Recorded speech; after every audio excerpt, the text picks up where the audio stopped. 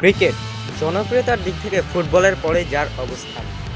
Cricket খেলা হয়ে থাকে তিন ফরম্যাটে: টি-টোয়েন্টি, ওয়ানডে এবং টেস্ট।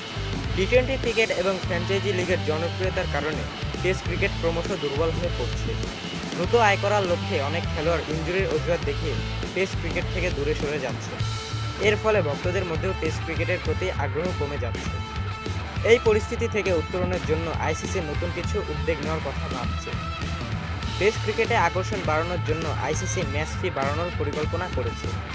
এই উদ্দেশ্যে একটি বিশেষ তহবিল গঠনের কথাও বিবেচনা করা হচ্ছে, এমনটাই জানাচ্ছে অস্ট্রেলিয়ার সংবাদ মাধ্যম সিডনি মর্নিং হেরাল্ড। প্রতিবেদনে বলা হয়েছে, যেসব দেশের ক্রিকেট বোর্ড টি-টোয়েন্টি ফ্র্যাঞ্চাইজি লিগগুলোর সঙ্গে আর্থিক প্রতিযোগিতায় টিকে থাকতে পারছে না, তাদের সহায়তার জন্য এই তহবিল গঠন করা হবে।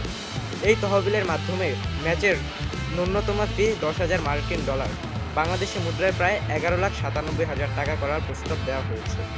এছাড়া তারকা ক্রিকেটারদের টেস্ট ক্রিকেটে ধরে রাখতে আইসিসি প্রায় $1.5 কোটি, যা $1,81,000 বা এরও বেশি অর্থের একটি তহবিল গঠনের কথা ভাবছে। আইসিসির এমন উদ্যোগের পেছনে মূল কারণ হল, গত ফেব্রুয়ারিতে নিউজিল্যান্ড সফরে দক্ষিণ আফ্রিকা তাদের দ্বিতীয় সারির দল পাঠিয়েছিল।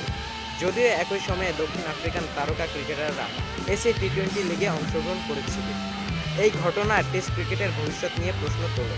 তাই টেস্ট ক্রিকেটের গৌরব ফেরাতে অস্ট্রেলিয়া ও আইসিসি একযোগে কাজ করছে, যেখানে ইংল্যান্ড ও ভারতের মতো শক্তিশালী ক্রিকেট বোর্ডও তাদের সমর্থন জানাচ্ছে।